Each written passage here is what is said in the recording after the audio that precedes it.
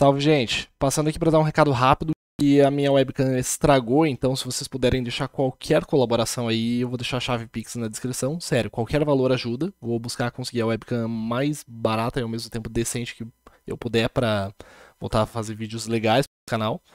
Mas, por enquanto, esse vídeo de Upsolve a gente tive que fazer sem a webcam mesmo. E espero que vocês gostem. Deixa o like, se inscreve no canal, cutuca o sininho para receber todas as notificações dos próximos vídeos. E deixa aquele comentário maroto aí pra fortalecer, até pra tirar alguma dúvida se tu tiver ao longo do vídeo. Tamo junto, valeu, keep coding, espero que gostem. Fala rapaziada, Léo Delianes aqui, tudo bem com vocês? Espero que com vocês esteja tudo bem, comigo tá tudo bem. E hoje eu vim trazer pra vocês um upsolving aí, a resolução dos problemas de um contest que teve da Universidade Federal de Uberlândia, a UFU, esse fim de semana. Eu tive o prazer de gabaritar a prova, mesmo tendo acordado horas depois do começo do contest, tendo terminado, tipo, sei lá, só de madrugada. O contest começou às 9h10 da manhã de sábado, dia 22 de abril. Eu terminei, tipo, acho que era umas 3 da manhã já de hoje, domingo, 23 de abril. Por isso que eu tô com 11 mil minutos de penalidade aqui.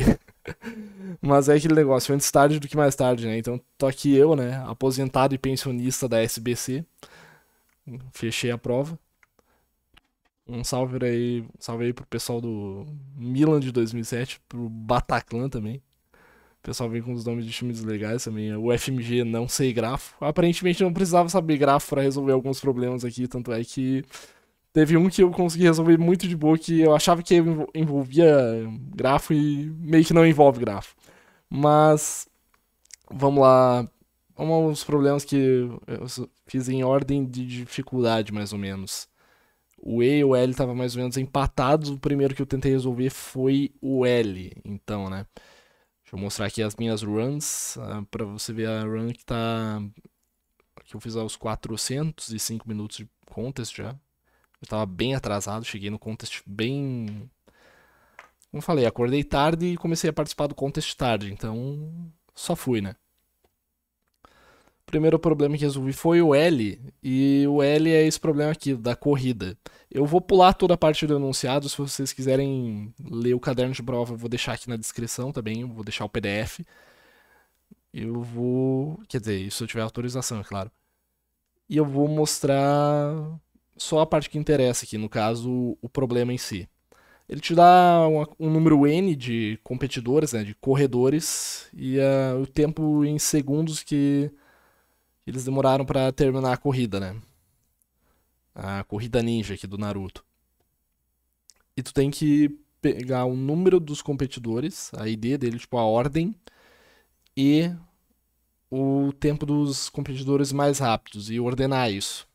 Como é que a gente fez isso? Como é que eu fiz no caso? Deixa eu mostrar aqui.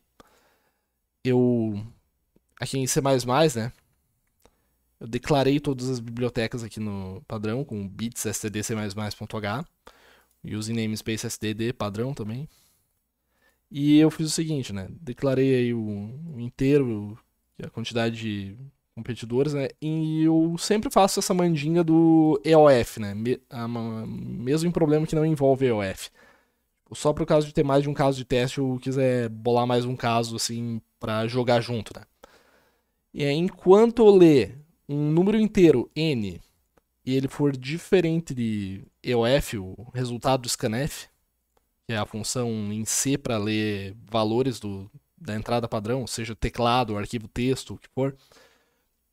Enquanto eu tentar ler um número inteiro e não chegar no fim do arquivo, eu declaro um vector de runner. O que é um vector? É uma estrutura da STL do C++, que é um vetor, um array com alocação automática.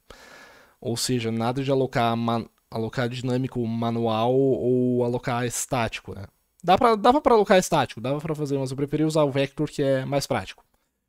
E a struct runner, né, que é struct, se você já sabe um pouco de programação orientada a objetos, é praticamente uma classe toda pública sem método. E, bom, se você está vendo estrutura de dados agora, está no primeiro semestre de estrutura de dados, segundo semestre de ciência da computação, você deve saber que Uma struct é um tipo de dado abstrato que geralmente é composto de mais de um tipo, né? Então o nosso struct runner aqui, o corredor, é composto da ID, né, a identificação, que é um número inteiro, e o resultado, o tempo do corredor na corrida, né? Eu não quis botar time, não quis botar outras coisas aqui para não dar conflito, né? E eu fiz uma funçãozinha de comparação booleana, que padrão sort da STL do C++, né? Que recebe um corredor A e um corredor B, né?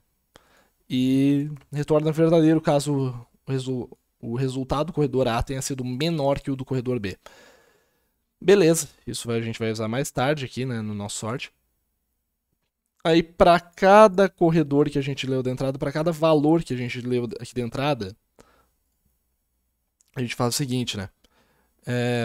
A gente lê o número, a gente lê o número em ponto flutuante aqui, que é o resultado do corredor, e a gente insere no nosso vector aqui o parzinho, né?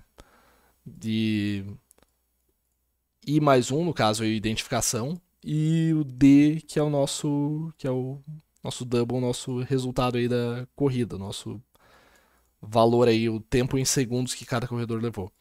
Dou um sort com STL de C++ aqui, passando os iterators v.begin e v.end, que é sempre o primeiro endereço do vector e o último endereço após o fim do vector.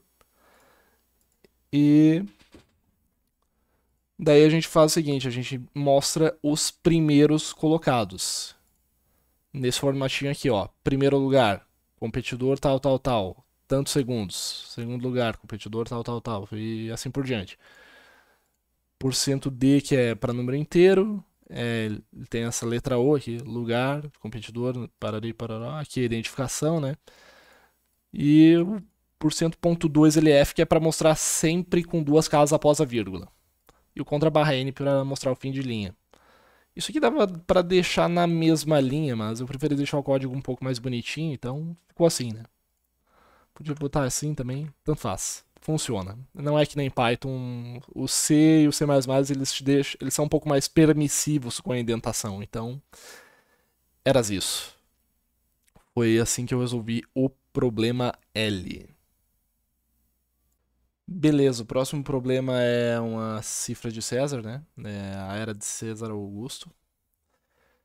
E o que é uma cifra de César? É uma técnica bem básica de criptografia, para não dizer fuleira. É uma cifra de substituição na qual cada letra do texto é substituída por outra que se apresenta no alfabeto abaixo dela um número fixo de vezes. Por exemplo, com uma troca de 3 posições, A seria substituído por D, B se tornaria E assim por diante.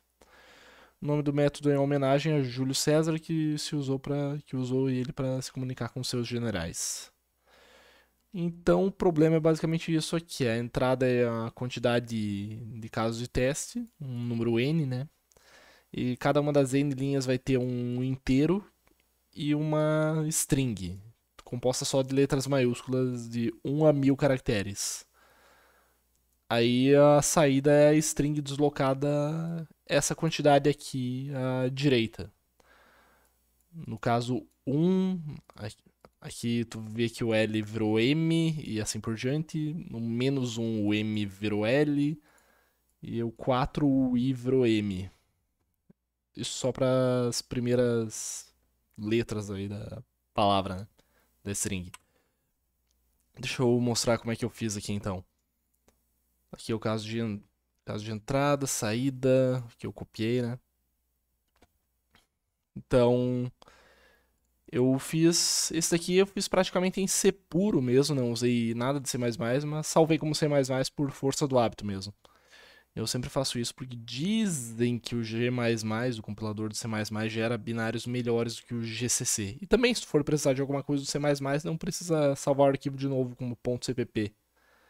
Então, vamos lá. Primeira coisa, obviamente declarei os inteiros aqui, o N, o C, o I. O N é a quantidade de casos de teste, o C é a cifra, né? E o I é basicamente para iterar pela string, né? Eu declarei uma string aqui, um array de char. Caso você use C++, Python ou alguma linguagem um pouco mais alto nível do que C, fique sabendo que a forma de se fazer strings em C, C puro no caso, é com um array de char. Então a gente tem uma string S aqui, tamanho máximo, max 1123. Eu sempre prefiro fazer 2, 3 do que ficar, tipo, contando 1000. Tipo, contando zero, porque e mesmo que a string máxima fosse tamanho 1000, a gente teria que botar pelo menos um 1001 aqui, se fosse por causa do caractere nulo de terminação, o sentinela, que é o contra barra zero, ou 1002, se a gente fosse ler com fgets, por causa que além do contra barra zero no fim da string, tu teria o contra barra n que ele pega antes. Então sempre tem que levar isso em consideração. Sempre que tu for fazer string em C puro, reserva pelo menos um ou dois caracteres a mais além do tamanho máximo da string. Mas por que eu faço 1123 em vez de 1000? Digamos que a string máxima fosse, tipo, sei lá, 10 na 6. 1, 2, 3, 4, 5, 6. Isso na hora do contest é muito fácil tu errar, é muito fácil tu fazer a burrada de deixar tipo um 0 a menos ou um 0 a mais. Tipo, sei lá, alocar uma quantidade de memória absurda ou alocar menos memória que tu deveria. Então, pra isso não acontecer, o que a gente faz é... é 2 vezes 10 na 6? Tá, beleza. 2, 1, 2, 3, 4, 5, 6. Aloca um pouco mais, tu vai alocar estático, mas não fica contando zero na hora da prova, que isso é certeza para dar burrada. 1, 2, 3, então. Enquanto a gente tiver caso de teste para ler, eu faço, como eu falei, eu faço esse negócio do EOF quase todo problema, é força do hábito já. Enquanto a gente lê algum número aqui e não tentar ler algum número e não chegar no fim do arquivo, a gente vai fazer o seguinte: enquanto n for diminuindo e for maior que zero, a gente vai ler um número C aqui, que é a nossa cifra, né? A quantidade de deslocamentos que a gente vai ter. E a gente vai ler a nossa string S, que é essa daqui, ou essa aqui, sucessivamente. A gente vai ler esses casos de teste. Aí, para cada caractere da string, a gente começa com o índice i igual a zero, né? Enquanto o caractere da string não for o sentinela, enquanto não for o contra barra zero, que é o que inclusive tem valor ASCII igual a zero, né? Que é o que sinaliza aqui acabou o string, daqui para frente só tem lixo em termos de memória. A gente vai fazer o seguinte, a gente vai pegar e deslocar a string com aquela quantidade. Tá? A gente pode deslocar o caractere no caso. A gente pode tratar os caracteres como números inteiros, porque aliás eles são números inteiros. De 0 a 255 ou menos 128 a mais 127. Dependendo se for um caractere com ou sem sinal. O que acontece aqui? Pode ser que nesse processo a gente acabe, se a gente for subtrair, a gente acabe pegando um caractere que é menor do que a letra A, e aí a gente tem que dar a volta e somar 26. Ou a gente pode passar da letra Z e aí a gente tem que tirar 26 para dar a volta e voltar para o começo do alfabeto. E aí no fim a gente só mostra a string alterada, conforme está aqui. Beleza? Vamos para o próximo problema então?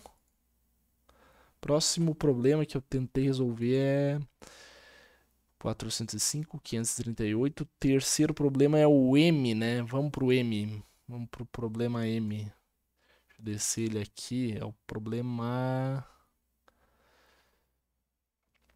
da frequência. Acho que é o da frequência. Acho que é isso aí. Qualquer coisa também. Agora, azar, é os guri. Problema M. Vamos lá então. Deixa eu fechar aqui. Vou catar aqui. Code solved M. Tudo quanto é coisa. Beleza. O problema é basicamente a frequência de tipos de substâncias químicas. Ácido, neutro ou base. A gente tem que contar tipo, quantos por cento da lista é composto por cada tipo de elemento.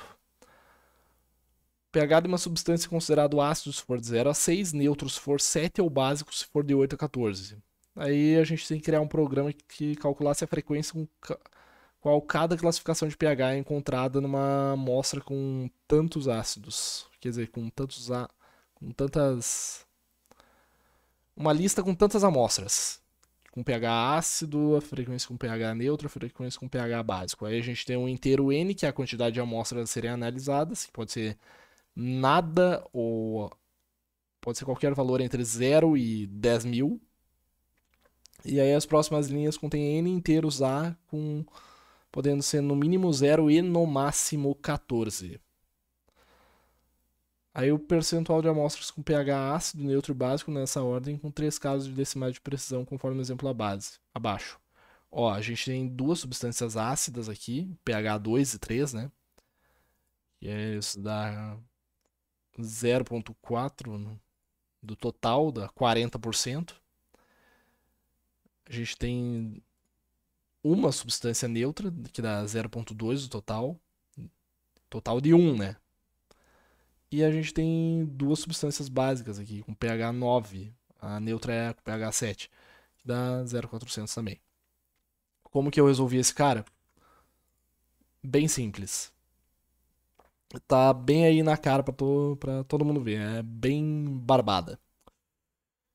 Eu leio a quantidade de casos de testes, que eu preferi chamar de T aqui, pra não confundir. Enquanto eu tiver casos de testes para ler, enquanto eu não chegar no fim do arquivo, faço o seguinte: A recebe N, que recebe B, e todos são iguais a zero. Quantidade de ácidos, neutros e bases. Aí, para cada caso de teste, eu leio o pH da substância em questão, que é um número inteiro. Se for igual a 7, incremento o número de neutros. Se for menor do que 7, incremento o número de ácidos. Se for maior que 7, incremento o número de bases. E aí, no fim das contas, depois de tudo isso feito, depois de incrementados todos, contadas todas as substâncias, o pH delas, né? Aí eu mostro aqui a palavra, né, a string ácido e um valor com 3 casas após a vírgula, né? Uso double porque o float tem pouca precisão, muito pouca por sinal. %.3lf para mostrar sempre 3 casas após a vírgula. E aí eu faço a divisão de A. Primeiro faço cast para double explícito aqui para ele não truncar a divisão, não tentar fazer divisão inteira, não dá problema com isso. A sobre T, mesma coisa para neutro, N sobre T, que é a quantidade de amostras, né, no total, e básico B sobre T. É a mesma coisa para os três. E é isso aí, é bem barbada. Se duvidar, acho que esse é o problema mais barbada da prova, se não um dos. Então não tem nem muito o que falar sobre isso. Próximo problema, vamos dar um bizu aqui rapidão. É, vamos pro próximo, é o D, né? É o D. O problema D era o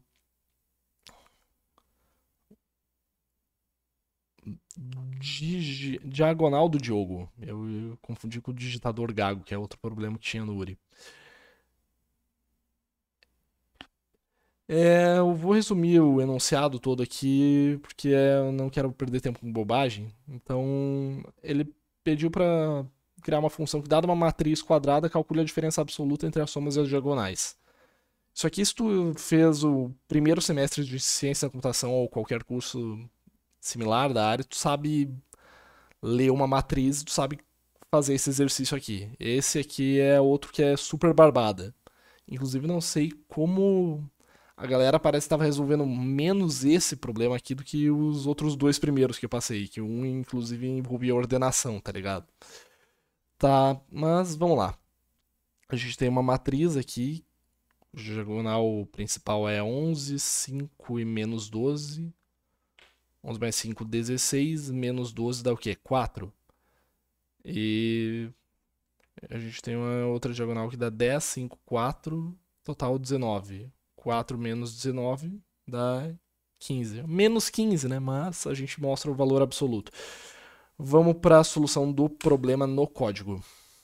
Deixa eu apagar isso aqui. Apagar não, só fechar. D ponto asterisco. Matriz tem tamanho máximo 100, né? N é no mínimo 1 e no máximo 100, é uma matriz quadrada. Fiz aquele negócio de deixar, tipo, 112, né? É uma matriz que eu coloquei como A, de max por max. Índices I e J para fazer iteração. D1, que é a diagonal principal. D2, que é a diagonal secundária. E a nossa resposta a gente vai calcular no final. E basicamente o que eu fiz foi ler o caso de teste. Tipo, enquanto tiver caso de teste para ler, enquanto não chegar no arquivo, eu vou lendo, né? Um número N. Tento ler, pelo menos, até chegar no fim do arquivo.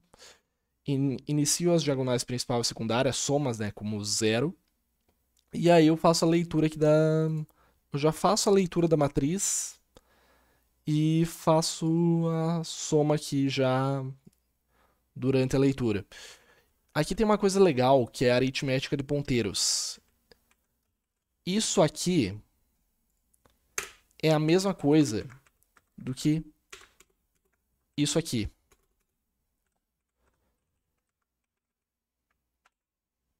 O scanf do C, ele em C não tem passagem por valor, quer dizer, não tem passagem por referência, então tu tem que passar por valor nas funções.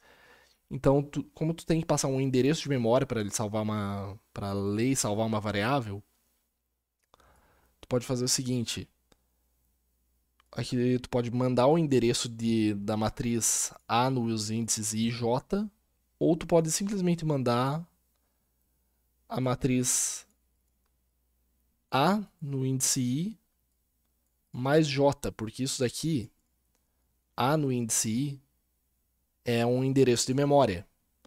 E isso aqui é a quantidade de, sei lá, deslocamentos que tu vai ter em relação à memória. Então, em C tu pode fazer isso. Em C tu pode brincar assim com a aritmética de ponteiros, fazer essa coisa. Mas na dúvida, se tu acha que tu vai fazer burrada, vai com o tradicional, vai com isso daqui, que é o certo, que é mais garantido. Eu que gosto de fazer firula, gosto de fazer balaca, essas coisas aí. Então, como é que a gente sabe que a gente está lidando com a diagonal principal? Quando o I é igual a J, índice, índice 1 e 1, 2 e 2, 3 e 3, assim por diante. A gente começa a contar de 0, 0, né? A gente faz D1 receber o valor a mais, né? D1 recebe ele mesmo mais A no índice I e J. Agora, se I for igual a N menos J menos 1, ou seja, a matriz tem tamanho 3, por exemplo, a gente está com I no índice 0. 0 for igual aqui no caso o N3, o J é... Suponhamos que a gente está com o J no índice 2, né? Menos 2 menos 1. Isso aqui vai dar igual a 0, né? Quando a gente está com... Basicamente, o I é a soma de I e J é...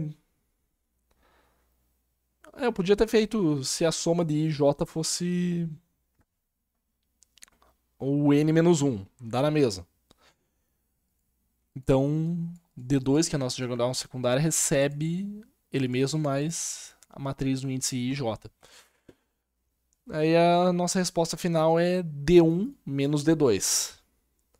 A gente vai imprimir um número inteiro, né? E a gente vai... Eu meti aquele ternário maroto aqui, né? Se answer, né? Se a nossa resposta for maior do que zero, a gente vai imprimir ela mesma, senão a gente vai imprimir ela negativa. Negativo com negativo, positivo, problema resolvido. Aqui o exemplo do primeiro caso de teste, aqui a saída. Eu vou até rodar para vocês aqui, deixa eu dar um cd solved. Run. Isso aqui é um script customizado que eu fiz. Então eu vou dar um G++, menos o wall, da cd igual a c mais 17, d.cpp. Time.barra.out, que é o padrão, menos d. Recebe d.in como entrada, joga no my.sol e diff d.sol my.sol. O time cronometra a execução e o diff compara as saídas dos arquivos, a saída esperada com a minha saída, que é o my.sol. Minha saída deu igual aqui a esperada, então. Então é isso aí. Problema D resolvido. Vamos pro próximo, que é o problema H. Eu resolvi... Caramba, eu resolvi em 5 minutos de diferença o H. O H é o... História do pescador. Vamos ver o que tem pra fazer aqui. É mais um problema de... Na verdade, não sei se é bem de ordenação ou de contagem. Vamos dar um bisu aqui rapidão. Os pescadores são famosos pelos relatos ou histórias de suas pescarias. Eles afirmam que nunca mentem, mas eventualmente podem aumentar os fatos um pouco. Então, eles fizeram uma competição de pescaria e precisaram desenvolver um programa para contar a quantidade de peixes de cada tamanho e mostrar os resultados de forma ordenada pelo tamanho dos peixes. Basicamente, o que a gente tem aqui é... Os casos de teste são feitos em EOF mesmo, então eu só botei um caso de teste no arquivo. E tu pode ir alternando, também pode colocar o outro caso de teste e ver o resultado que dá, se dá certinho também. E basicamente tu vai ler até o fim do arquivo, tu vai ler números e tu vai contar eles, tu vai contar a frequência deles. Tu pode fazer isso de mais de uma forma. Eu escolhi, vamos ver como que eu escolhi fazer isso. Esse é o H, né?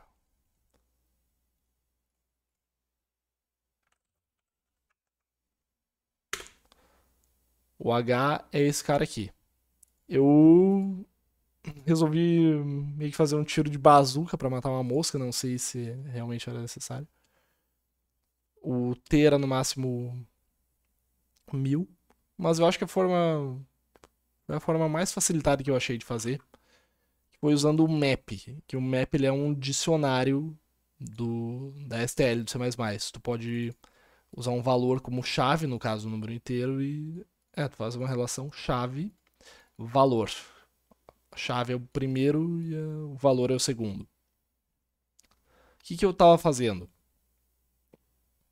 Enquanto tiver número para ler de entrada, eu vou incrementando a frequência daquele número. Eu estava contando as frequências dos números. E aí, como é que eu fiz? O map ele já é ordenado automaticamente, do menor para o maior, ordem crescente. Ou não decrescente, como tu preferir. Como ele ordena do menor para o maior, eu fiz o seguinte, eu peguei um iterator reverso aqui, quer dizer, do começo reverso, apontando para mp.rbegin, ou seja, para o último endereço do map, e enquanto ele não fosse... Enquanto esse iterator reverso não fosse diferente do fim reverso, ou seja, o primeiro endereço antes do começo, eu ia incrementando ele. E a cada uma dessas iterações eu mostrava a chave e o valor, ou seja, o tamanho do peixe e a quantidade de ocorrências dele. Bem basicão, não tem muito o que dizer sobre isso. Problema barbadinha, né? Eu vou dar um break e eu retomo o vídeo aqui rapidinho, beleza? Beleza, próximo problema então é o problema F, que é o família feliz. Duduzinho, seu papai é Dudu, sua mamãe e seu Duduzão foram assistir uma luta de MMA. Papai Dudu é um super fã e resolveu tirar uma fotografia com todas as pessoas famosas que tinham lá. E como ele queria ter fotografias diferentes sempre com todas as pessoas famosas, ele pediu para que a família ficasse sempre do lado esquerdo e do lado direito os famosos iam revisar a posição para sair na foto. Ele queria que todas as pessoas tivessem todas as fotos, porém em posições diferentes. A entrada possui vários casos de teste, cada caso tem um número inteiro n no mínimo 1 e no máximo 15, indicando o número de pessoas famosas. O último caso de teste possui n igual a 0 e não deve ser processado. Para cada caso de teste, imprima uma linha contendo o inteiro indicando o número de fotografias realizadas. Bom, qualquer pessoa minimamente familiarizada com fatorial vai bater o olho nisso aqui, nesse 8 e 9, nesses números aqui, e vai pensar, é fatorial. Sim, é fatorial. E é justamente isso que está codado aqui. Code f.asterisco. Fechar os H aqui que tinha aberto antes. Por garantia, eu botei unsigned long long. Esse programa está codado em... Foi feito em C puro, mas dá para fazer em C++, também em qualquer outra linguagem que tu queira. Então... Eu aqui tive de botar unsigned long long aqui por garantia, porque fatorial costuma dar uns números grandes pra caramba e eu não cheguei a computar se fatorial de 15 é... Se fatorial de 15 dá um número absurdamente grande. Vou botar o 15 aqui nos casos de teste só pra ver o que acontece. Eu vou dar um... Vou usar aqui no meu comando custom que roda os casos de teste. Vou dar um run f.cpp. Dá um número bem maior do que... Deixa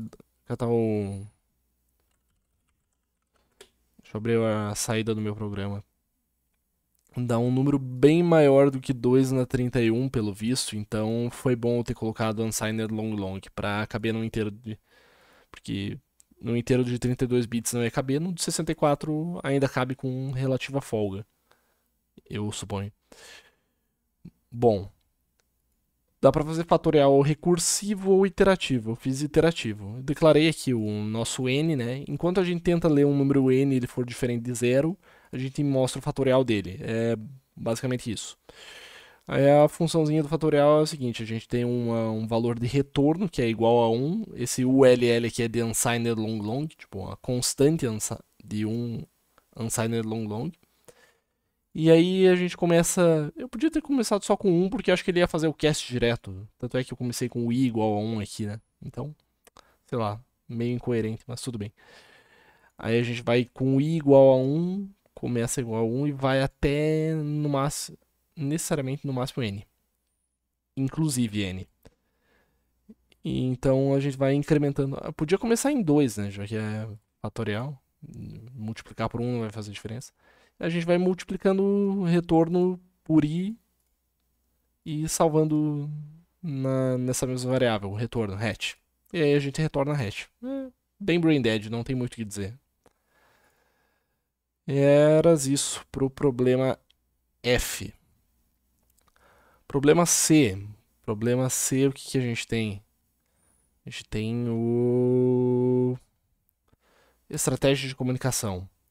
Mais um problema que dessa vez envolvendo matemática um pouquinho mais avançado, com o apoio do grandioso Christian Bonilha. Um salve Bonilha aí, gente finíssima. Tive o prazer de encontrar nas últimas 2 finais de maratona. Ai, meu Deus. Só um pouquinho. Deu uma tossida básica aqui. Então, a gente tem que... A gente tem que pegar um... A gente recebe um número aqui na entrada e a gente tem que achar 3 números consecutivos que deem a soma dele. Que deem a soma, a multiplicação dele, quer dizer. 1, 2, 3, 1 vezes 2 vezes 3 dá 6. Se a gente não achar isso, é pra dizer mensagem falsa. Ó, 7 não tem números que deem multiplicação. Não tem números consecutivos que deem multiplicados em 7. Até porque 7 é primo, né? 120, tu pode usar 4, 5 e 6. Multiplicando esses 3 aqui juntos, tu tem o 120. É isso que a gente quer achar. De novo, como C pode ser no mínimo 0 e no máximo 2 na 31, eu quis dar uma forçada aqui. Eu acho que provavelmente eu devo ter usado long long de novo. Deixa eu fechar aqui. Eu vou dar um code C. a porra toda. Aqui eu fiz uma coisa que eu não tinha certeza se ia funcionar, mas... Na verdade, eu quis começar isso com uma busca binária, mas depois de um tempo eu percebi que não ia dar muito certo fazer isso. É... Então eu fiz uma força bruta. E como é que eu fiz? A gente tem os casos de teste aqui, termina em EOF, a gente vai ler os números até chegar no fim do arquivo. Para cada número que a gente lê, a gente faz essa busca aqui. Eu começo por i igual a 1 e eu faço isso pelo menos uma vez. Eu tenho o A, que é i menos 1, o B, que é i, e o C, que é i mais 1. São os três números. Começando aqui, por exemplo, a gente teria 0, 1 e 2. Se esses três números multiplicados forem iguais a n, a gente retorna i. E aí a gente printa.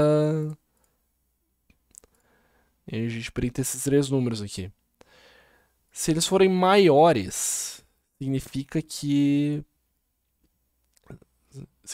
não tem múltiplo, não tem multiplicação, não tem três números consecutivos que multiplicados têm n. E a gente pode pular fora, a gente pode retornar um resultado inválido aqui. Eu escolhi menos 1.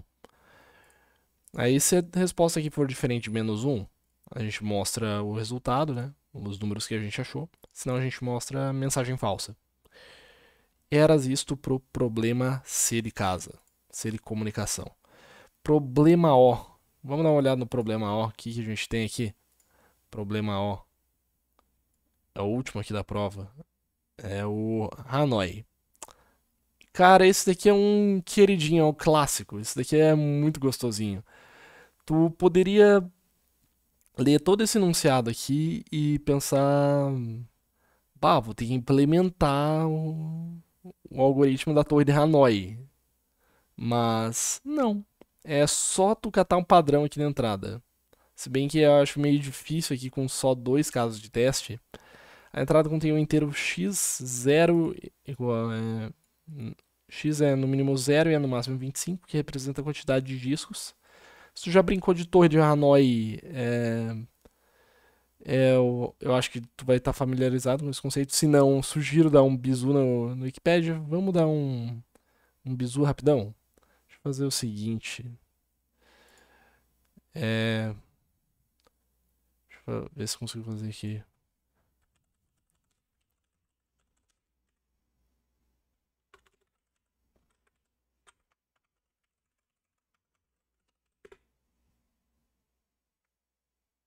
Torre de Hanoi é esse negocinho aqui. Isso aqui. Provavelmente você já deve ter brincado. Se não brincou, eu recomendo que brinque, nem seja online. Procura aí por Torre de Hanoi. E basicamente a lógica é a seguinte: tu tem que mover todos os discos da primeira pilha para a última pilha. Só que tu não pode, só pode mover um disco por vez, tu não pode botar maior em cima de menor. Então tu tem que usar esse pino como auxiliar. Tem toda uma lógica para tu fazer isso, tem toda uma lógica para tu fazer isso na menor quantidade de movimentos possível. E a lógica é a seguinte, a quantidade de movimentos no caso. Eu vou mostrar para vocês aqui. Vamos voltar para a prova. Fechar o anterior aqui, eu vou dar um code o ponto asterisco. É bem simples. Eu vou botar.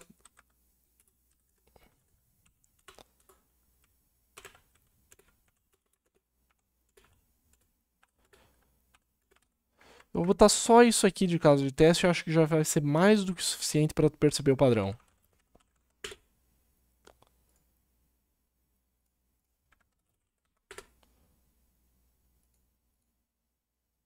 Zero, 1, 3, 7, 15, 31, 63, 127, 255, 511, 1023.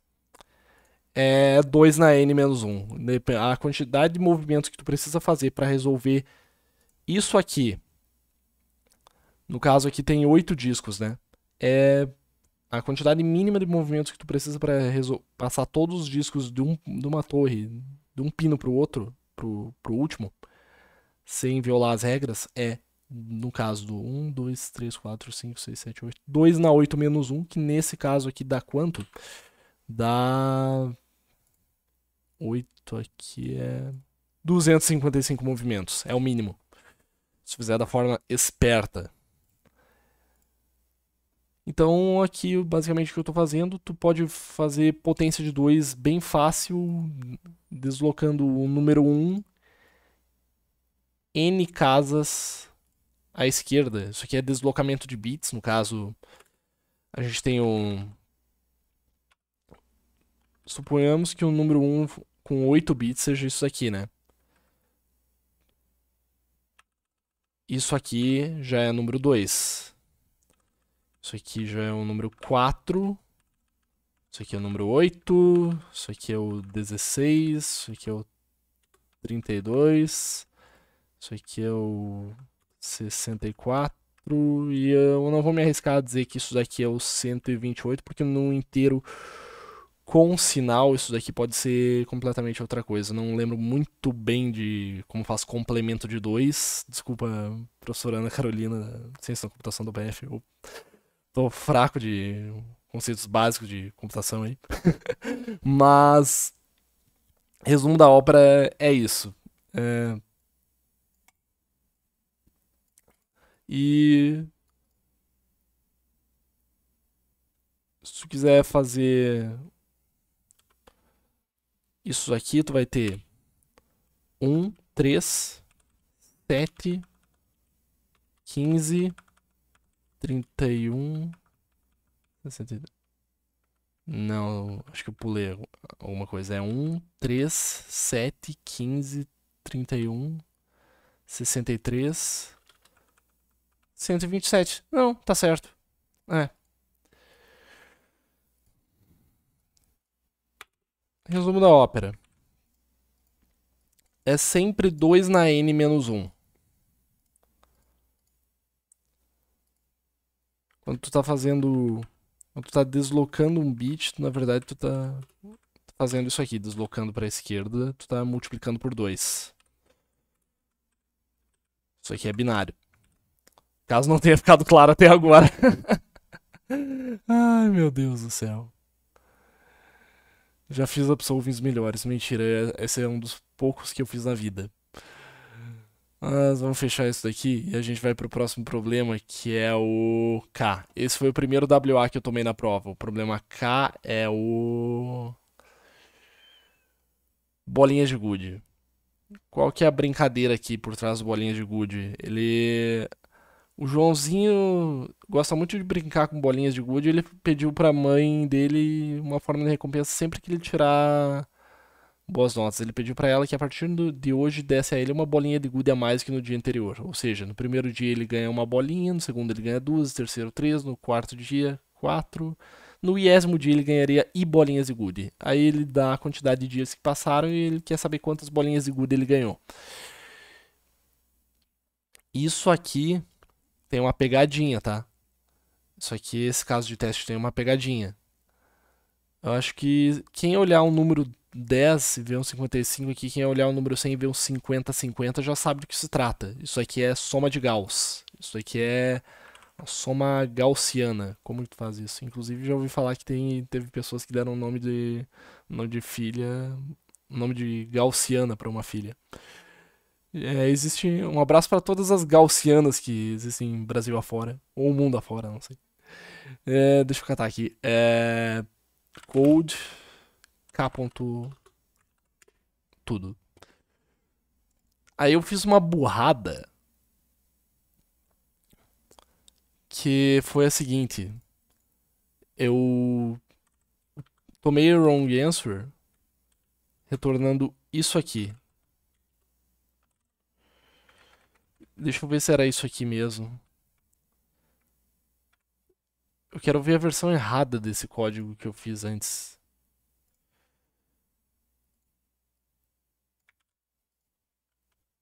A versão errada é isso aqui, ó.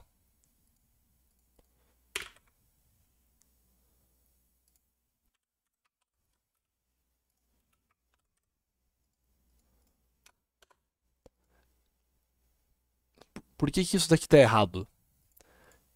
A soma de Gauss ela é basicamente é o primeiro termo mais o último termo vezes n vezes o último termo sobre 2, né?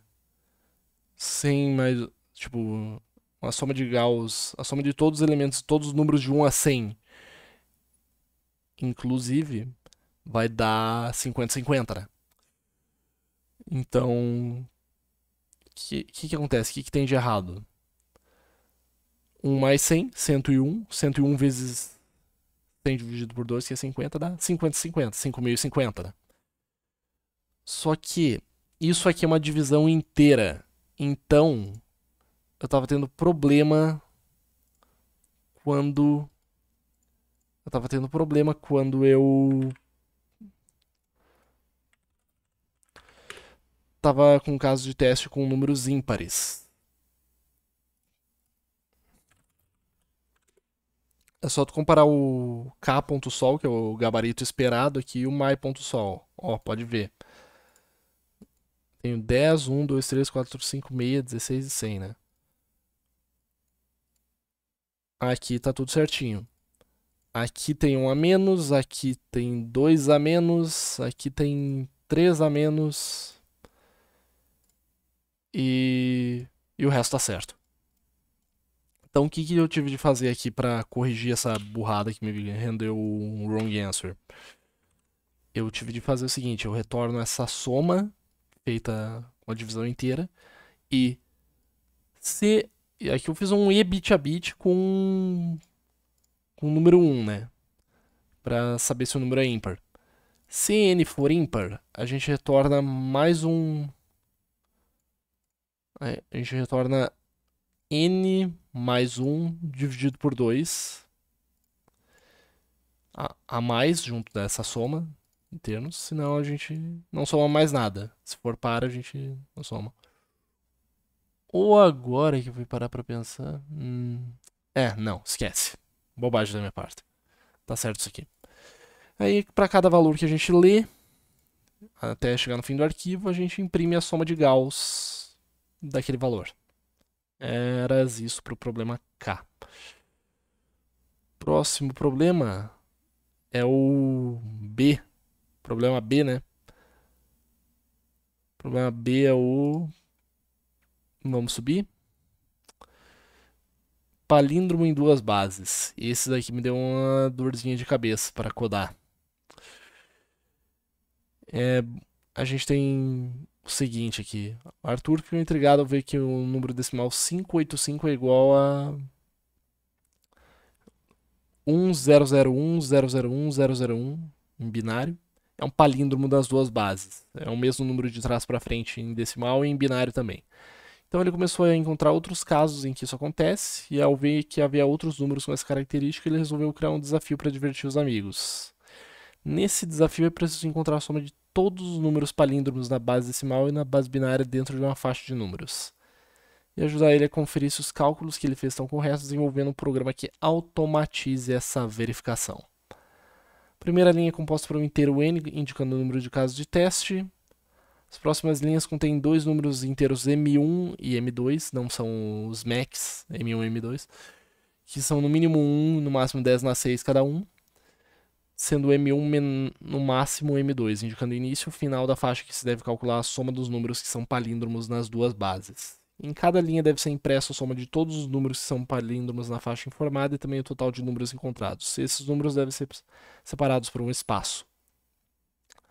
E beleza, de 1 a 10 tu tem a soma de a quantidade de palíndromos em decimal e binário é 5 e eles somam 25, de 20 a 30, inclusive, são dois números com essa característica, a soma deles dá 48. Vamos conferir isso agora.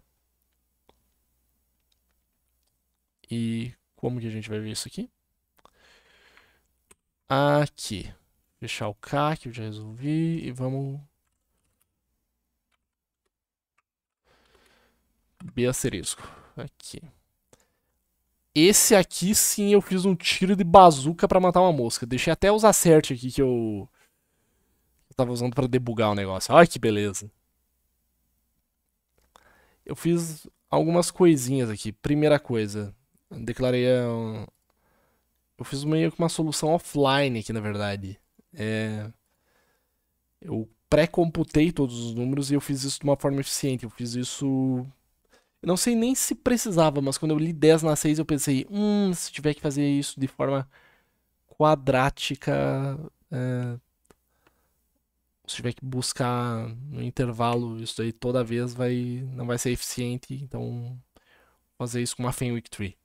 A árvore de Fenwick, para quem não sabe, é uma estrutura de dados muito boa para fazer soma de intervalos. Tipo, tu tem valores no intervalo, tu quer somar eles. Então, tipo, tu quer saber quantos valores tem no intervalo. Então, no que eu vi esse problema, eu já pensei, puta, vou ter que codar uma. Desculpa o palavrão, vou ter que codar uma árvore de Fenwick. Então, eu fiz o seguinte, né? Criei uma árvore de Fenwick e tive que fazer ela customizada. Eu tive que fazer ela da seguinte forma. Como esses números podiam dar muito grandes, eu.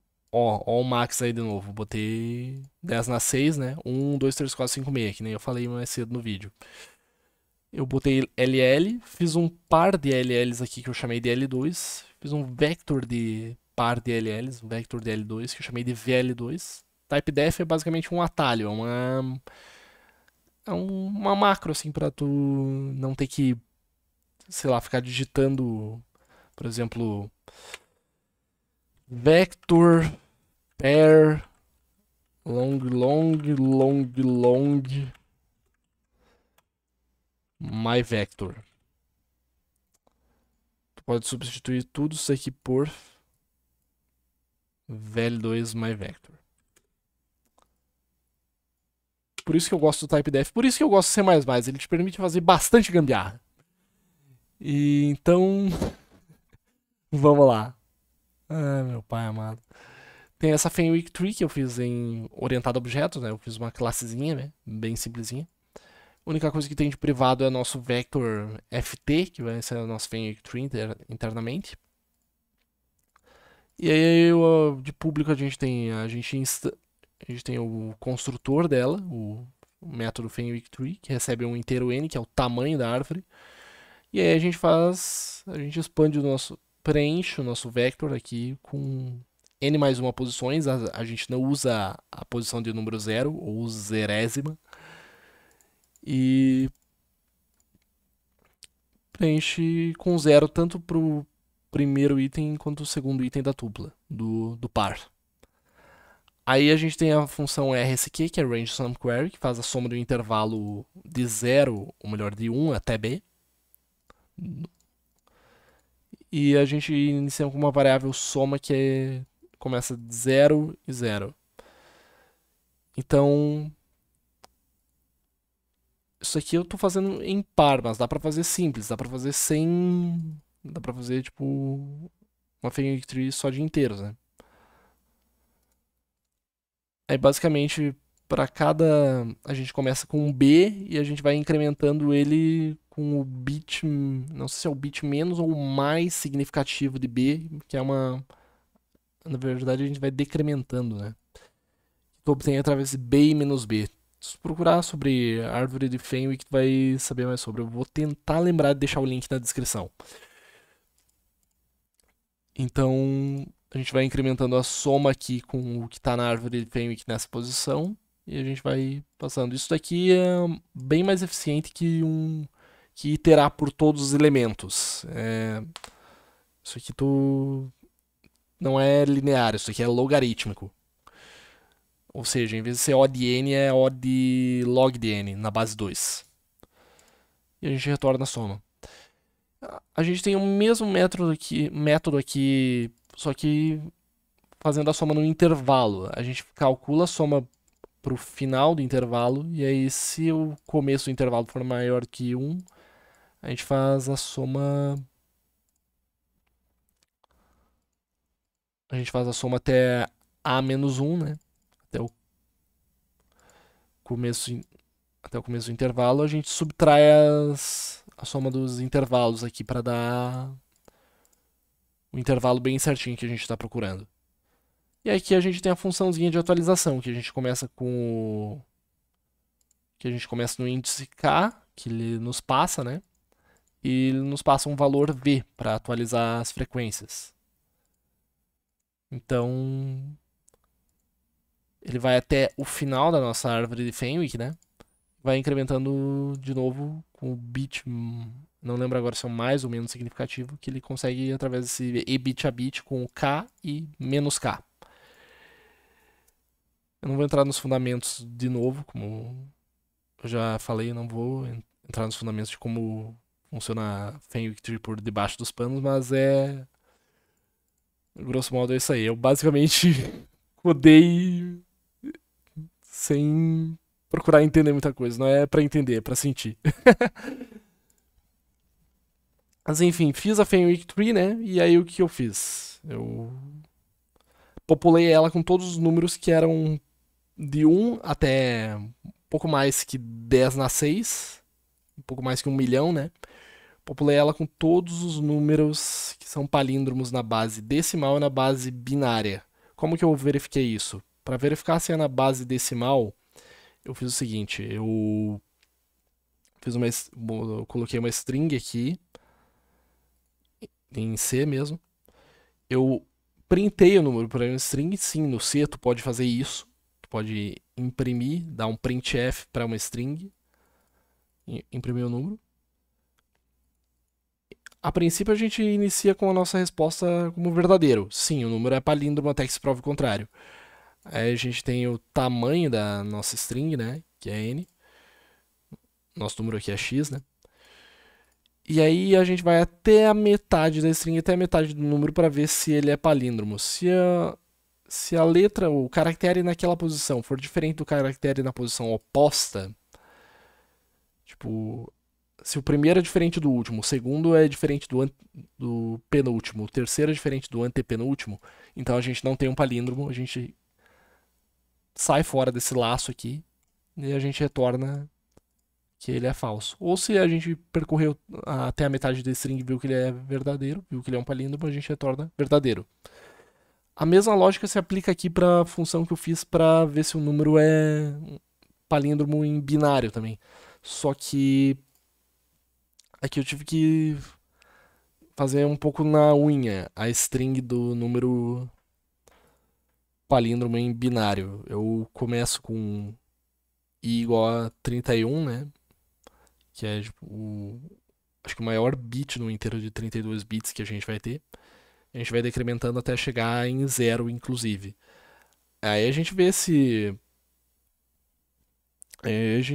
tem qual que é o primeiro bit não zero do número. E dali em diante a gente vai começando a imprimir na string se o número tiver um bit ligado àquela posição, a gente imprime 1, senão a gente imprime 0. Por exemplo, o 585 ia dar isso aqui, né? Que nem foi mostrado no exercício, no enunciado. Aí a gente parte do mesmo princípio que antes, para verificar se é palíndromo. Eu podia ter feito uma função aqui para verificar se é palíndromo, mas agora já foi também. Podia ter usado alguma função pronta também. Eu botei um assert aqui só para garantir que ele não estava deixando passar números que não fossem palíndromos e vice-versa. Eu esqueci de tirar isso daqui. Mas tá, né? Populei a minha árvore de Fenwick com essa lista aqui. Na verdade é uma lista bem seleta de números. Eu podia, inclusive, ter feito hard-coded, né? Tipo, botado a lista direto no código e só ir imprimindo o que tem no intervalo, né? Mas preferi fazer assim pra não ficar. Não só pra não ficar feio, mas porque já tava pronto e eu não tava afim de recodar o negócio, reprogramar. Beleza. Terminou de codar a solução? Então a gente vai printar ela offline. A gente vai ler a quantidade de casos de teste. E aí, enquanto decrementa a quantidade de casos de teste, a gente vai ler os casos de teste, a gente vai fazer a consulta no intervalo de A a B e a gente vai imprimir a quantidade de. A gente vai imprimir a quantidade de a soma de números, né, palíndromos em binário e decimal e a quantidade desses números aí. Então, só para mostrar a lista dos números, para vocês não ficarem totalmente boiando, olha só quantos números aqui são.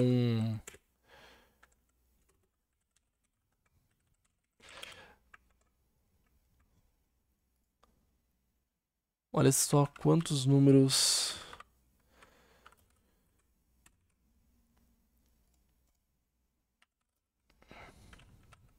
São palíndromos em binário e decimal. Ele demorou um pouquinho para rodar a lista, mas. Ó, 1, 3, 5, 7, 9. Porque são todos basicamente isso daqui, ó. O 1 em binário é 1. O 3 em binário é 1, 1. O 5 é 1, 1. Não, mentira. O 5 é 1, 0, 1. O 7 é 1, 1. O 9 é 1, 0, 0, 1. E aí o próximo binário que a gente vai. Os próximos números que a gente vai ter, que são palíndromos em binário, são o. Cara, eu esqueci como é que é o 33, mas. Deve ser algo assim. 1, 2, 4. 1, 2, 4, 8. 16, 32. 33. Aí, ó. 99, 313, 585, 717, 7447, 9009, 15351. Esses são os números que são palíndromos em decimal e binário. Pelo menos até a faixa de. Pelo menos até a faixa de 1 milhão. E era isso pro problema B. Eu acho que vou dar mais um break e a gente volta já já. Beleza, vamos seguir adiante então? Próximo problema é o problema N, né? Que é o garrafão. Basicamente, o que tu tem que fazer nesse problema aqui é o seguinte: tu tem uma. A primeira linha do caso de teste é um inteiro N, né? Que pode ser no mínimo 1 e no máximo 2000. E depois vai ter N matrizes 5x5 de inteiros com valores 0, 1, sendo cada matriz separada por uma linha em branco, né? Que é o objetivo desse problema aqui, o garrafão?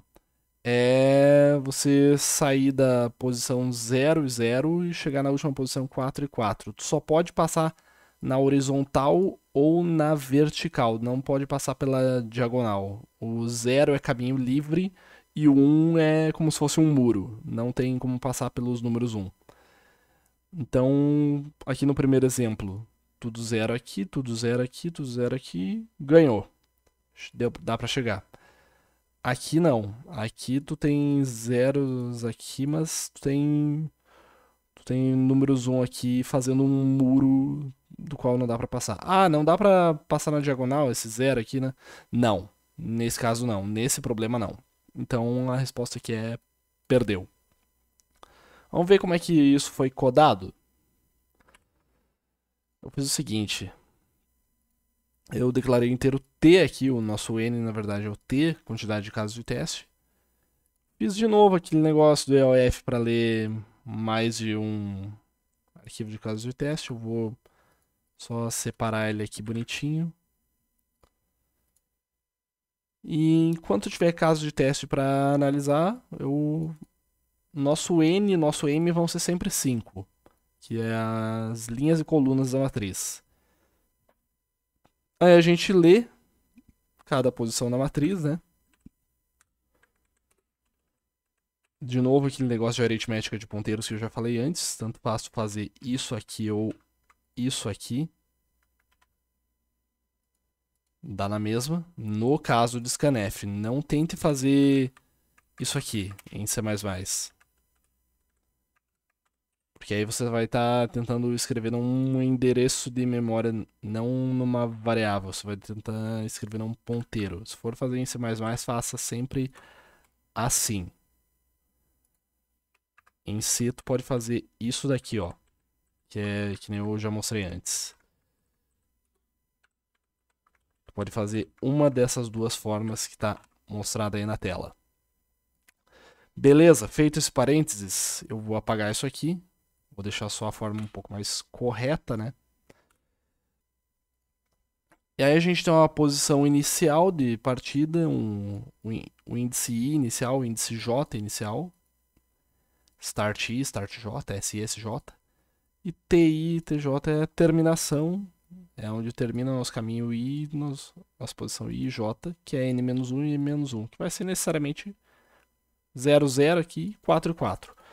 Aí eu imprimo o resultado da nossa busca em largura, nossa BFS. Pode ser uma busca em profundidade também, se tu quiser implementar uma pilha em vez de uma fila. Para esse propósito aqui vai dar na mesma. A intenção é só saber se é possível chegar da primeira até a última posição. Se for possível, a gente imprime e ganhou. Se não for possível, a gente imprime e perdeu. Vamos ver como está implementada a nossa busca, então. Eu meti aquele typedef maroto de par de inteiros para II, para a gente ter o nosso talho. Tamanho máximo da nossa matriz eu botei 6 aqui, só para ter uma sobra. De uma posição, grande sobra que tem. Nossos inteiros NM são o tamanho da matriz, que são 5 e 5, né? Aí a gente tem a nossa matriz A, né? Declarado global mesmo. Declarar variáveis globais é uma péssima prática no mercado de trabalho, mas em competições de programação é totalmente ok. Compilou, testou, bateu os casos de teste, submeteu, deu accepted, resolveu o problema. Era isso. Aí eu fiz um negócio um tanto interessante aqui, que são as nossas direções para onde a gente vai estar andando. No índice a gente vai estar andando para a esquerda, na verdade para cima, menos 1. Pensa na nossa matriz assim, né?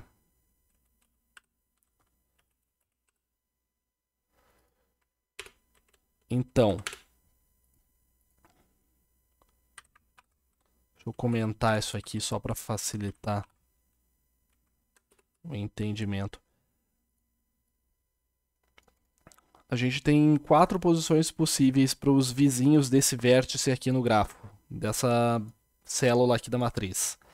A gente tem o vizinho de cima, que é um índice I menos 1 e um índice J menos 0. A gente tem o vizinho da esquerda, que é um índice I menos 0 e um J menos 1. A gente tem o vizinho da direita, que é o I mais 0 e o J mais 1. E a gente tem o vizinho de baixo, que é o I mais 1 e o J mais 0. Eu botei esse mais aqui na frente, é totalmente desnecessário, obviamente, porque 0 com mais ou menos dá na mesma. Mas enfim, é só para vocês terem noção de como funciona a brincadeira aqui. Beleza? Já vai fazer sentido, ó. E a gente tem uma funçãozinha aqui para ajudar para verificar se uma posição que a gente está tentando acessar é válida. Então a gente retorna verdadeiro caso I seja no mínimo 0 e no máximo tamanho e menor que o tamanho da matriz, ou seja, 5, né? I tem que estar entre 0 e 4. E J também tem que estar entre 0 e 4. Isso aqui eu fiz genérico porque eu aproveitei para um outro problema de programação, então por isso que está N e M, não 5 e 5 aqui. Aí a gente tem uma função também booleana que retorna se a gente consegue ou não chegar até o destino, que é a nossa BFS, nossa busca em largura. Qual que é a estrutura de uma busca genérica num grafo? Isso não precisa ser um grafo implícito em matriz, pode ser um grafo implementado também com lista de adjacência. Isso aí talvez eu mostre em outro dia, talvez no canal do Clube de Programação PF, que eu vou deixar no link na descrição também. Mas qual que é o seguinte? Qual que é o esquema? É o seguinte. Primeira coisa, a gente marca todos os vértices do grafo como não visitados. A gente não visitou eles ainda. Para isso, eu usei a função memset do C. Ela está inclusa na string.h ou cstring, se tu está usando C++, tanto faz. Se tu estiver usando C puro, ela é string.h. como que funciona o main set? Ele preenche posições de memória, preferivelmente vetores estáticos. Não use main set com vector, nem nenhuma estrutura da STL do C++. É pedir para levar paulada, é pedir para dar problema. Basicamente, tu preenche posições de memória com um byte, né? Todos os bits de 0 são 0. Tem que ser um número cujos bytes sejam todos os mesmos. Então aqui eu usei 0 porque é tudo igual, é tudo isso aqui, em 32 bits, né? Evite de tentar fazer isso com outros números que não 0, porque pode dar problema. Tipo, 1. Tu tá vendo que esses 8 bits aqui são... Pelo menos um aqui é diferente do resto. Mas geralmente é bem comum tu usar main set com 0, menos 1, porque é tudo 1, né? Isso aqui não deve ter dado exatamente 32 ou 35. Mas enfim, é isso aqui, né? Menos 1. E quando tu quer setar uma... Quando tu tá fazendo um Dexter, por exemplo, tu quer setar a distância para todos os vértices do grafo como infinito, tu pode fazer isso aqui. Tu pode dar um define infto, infinito, né? 0x, 3f, 3f, 3f, 3f. Isso aqui dá um... Dá uma olhada no Python, que número que dá isso aqui. Python 3, 0x, 3f, 3f, 3f, 3f. Todos esses... Como são 4 3f seguidos, isso aqui garante que é o mesmo... É tudo a mesma quantidade de... São os mesmos bytes, né? Os mesmos combos aí de 8 bits. Isso dá um número pouco maior que 10 na 9, né?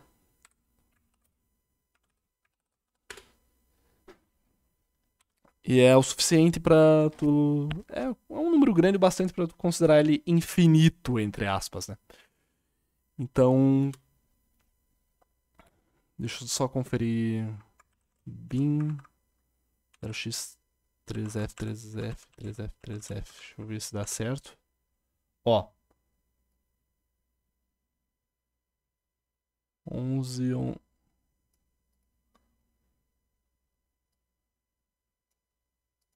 Aqui não mostra os primeiros dois zeros, obviamente, desse byte, mas 00, 11, 11, 11 e 00, 11. Tá vendo que os bytes são todos iguais, né? Por isso que dá certo tu fazer main set com esses caras. Então, fica aí a dica. Tu vai usar um main set para preencher endereço de memória?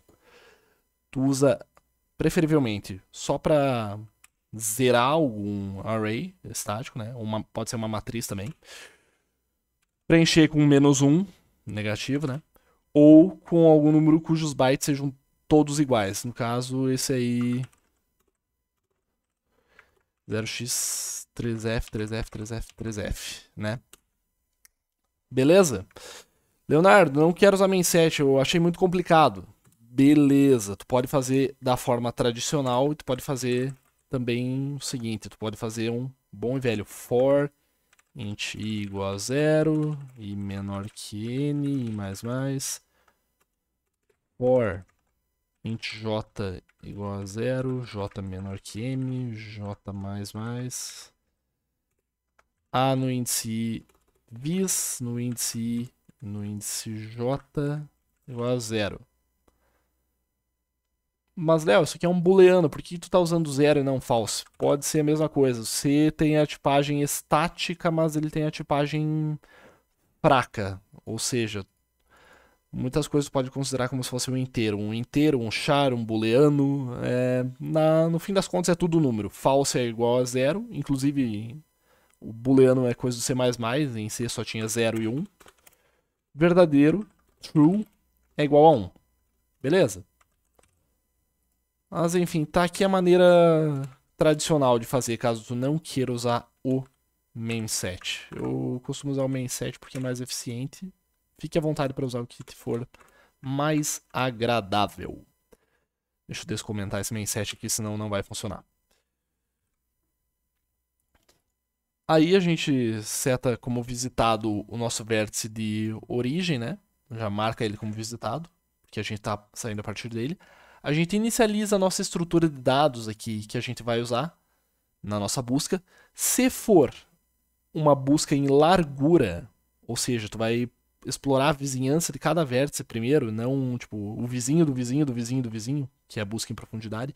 Se for uma busca em largura, tu vai usar uma fila. Isso aqui tem na STL do C++, tu pode usar com include queue.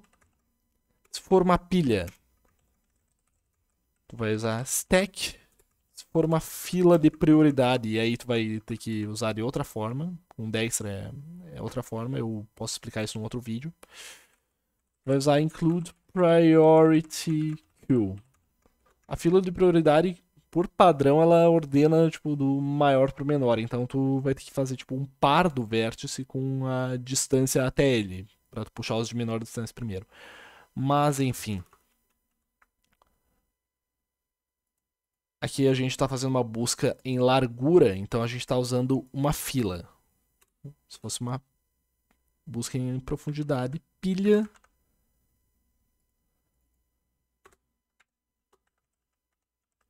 Se fosse um algoritmo de Dijkstra,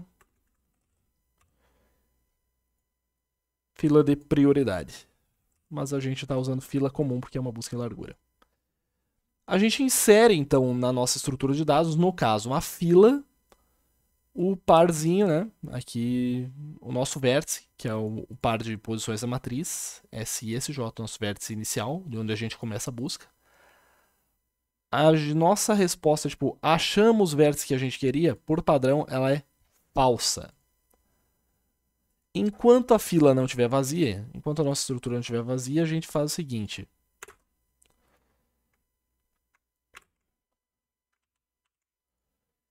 A gente remove um inteiro, a gente remove um vértice da frente da fila, né? Um vértice com as posições índices I e J, né? Porque a gente está com uma matriz, né? Um grafo implícito em matriz. Para isso a gente usa o que.front. Como a gente está usando um par de inteiros, a gente acessa o primeiro com ponto first, o segundo com ponto second. A gente remove eles da frente da fila com que.pop. Se eles forem iguais, se I for igual a TI e J for igual a TJ, se forem iguais aos vértices que a gente estava buscando aqui, os vértices que a gente busca aqui no nosso destino final, nossa resposta é verdadeira, a gente dá um break do laço e a gente retorna a resposta.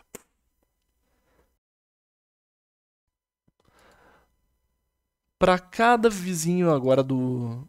Olha a mandinga que eu expliquei antes, olha o truque que eu falei antes das direções aqui.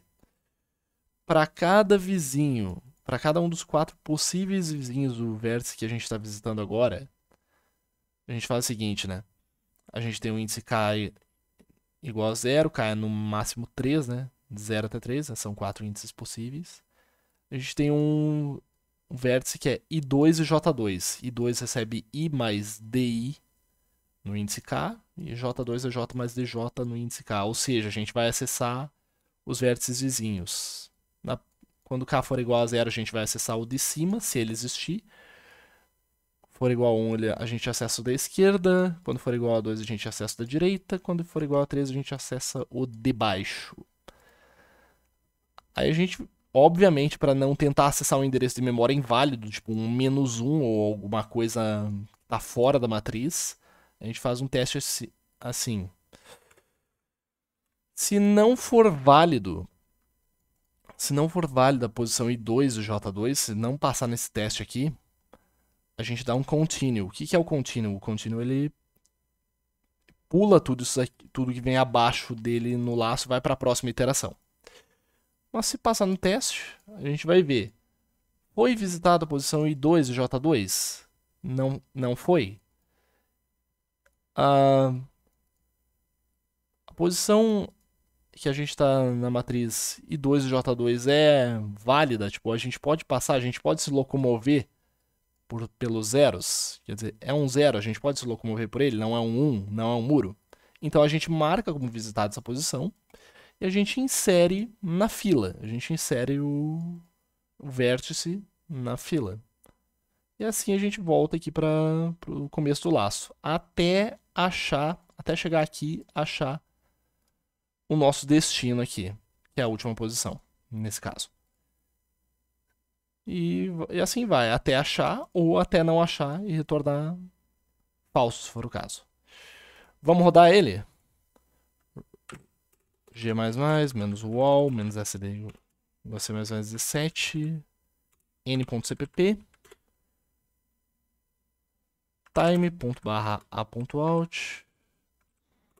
já expliquei, time cronômetro execução, aqui a gente está recebendo a.out é o executável, porque eu não renomeei, n.in é o arquivo de caso de teste, de entrada, my.sol é o meu arquivo de saída, estou redirecionando a saída para ele com essa setinha. E aqui eu estou executando outro comando logo em seguida que compara a saída esperada, n.sol, com a minha saída, que é my.sol.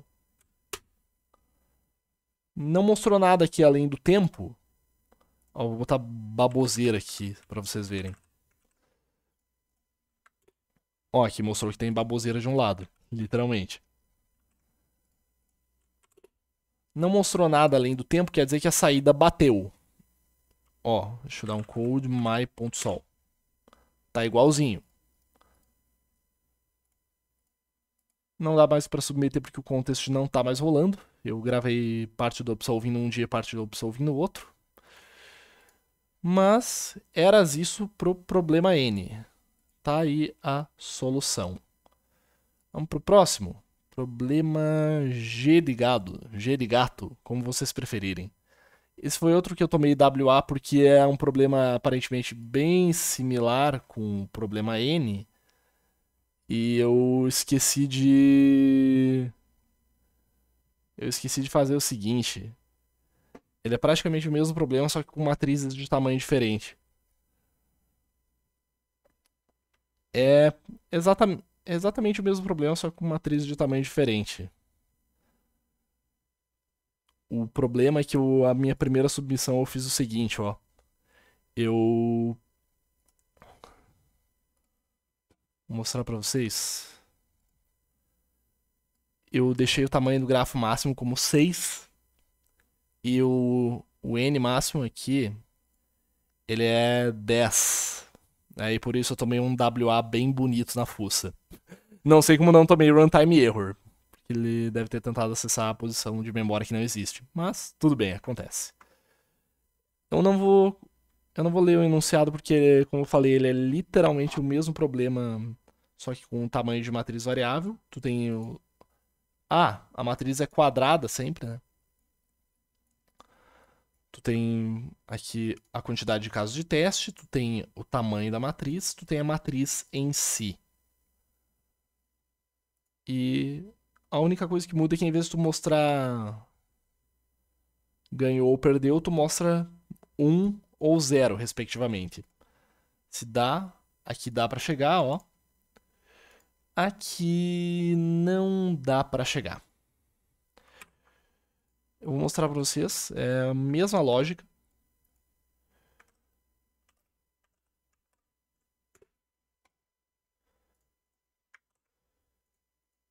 Olha aí, ó. Só dei uma aumentada aqui no max, botei 11, né? Só por garantia. Mas de resto, a lógica é a mesma. A única coisa que mudou aqui, ler a quantidade de casos de teste.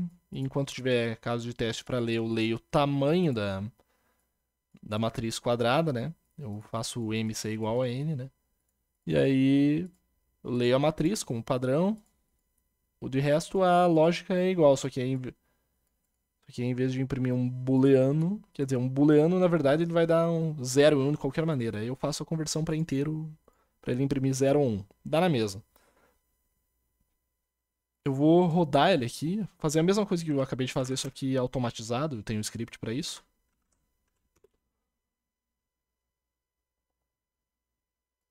Bateu. Deixa eu mostrar o my.sol aqui. Aí, ó, igualzinho. E era isso para o problema G. Praticamente a mesma coisa que o problema N, só que com matrizes um pouco maiores e de tamanho variável. Problema J, rapaziada. Problema J. O que a gente tem no problema J? Jogo da comparação. Esse aqui me deu uma pegada meio forte. Eu tava na dúvida porque eu existe um conceito em strings. Existe um conceito de substring, que é uma subsequência consecutiva de caracteres, e existe subsequência, que às vezes pode ser uma subsequência não consecutiva de caracteres. Aí eu acho que seria mais complicado se fosse o caso. Mas basicamente aqui o caso de teste é o seguinte: a primeira linha a gente tem uma sequência A, uma string A, que possui de 1 até 10 mil caracteres. Segunda linha tem um número N, que é a quantidade de sequências a testar.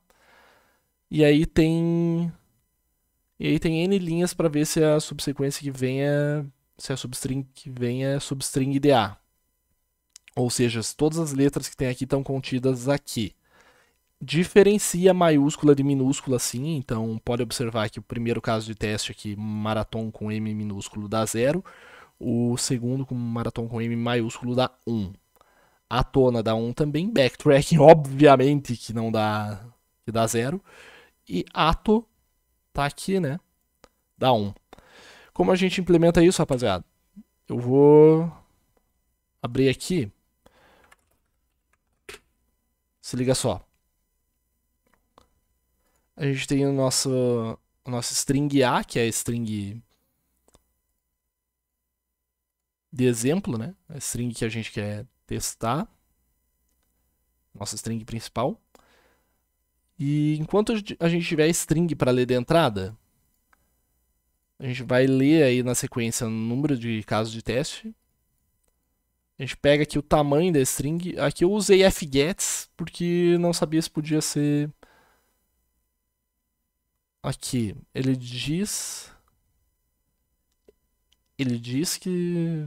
Ele não diz aqui, ou pelo menos eu não achei se ele diz que as strings podem ter espaço ou não entre elas. Quando tu quer ler uma string com espaço, quando tu quer ler uma frase inteira, uma linha inteira em C, tu usa fgets, tu passa como parâmetro o array de char, né? A, tu passa o tamanho máximo da string, né? Eu passei max, e o arquivo de onde tu quer ler, no caso a entrada padrão, stdin.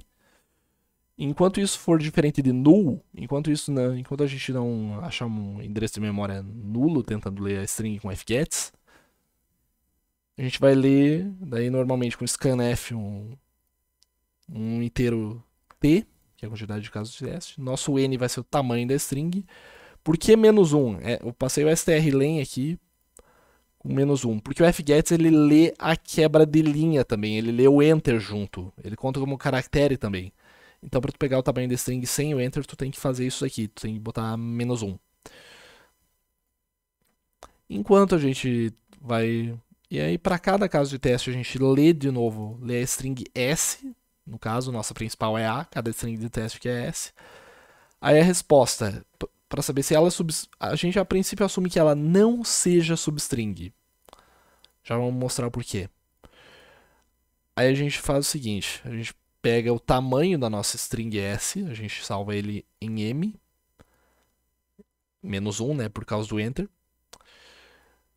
Aí para cada endereço, para cada caractere da string principal, enquanto a gente não exceder, enquanto a gente tiver posições para explorar da string principal, enquanto a posição atual mais o tamanho da outra string for no máximo o tamanho da nossa string principal, a gente testa, tá.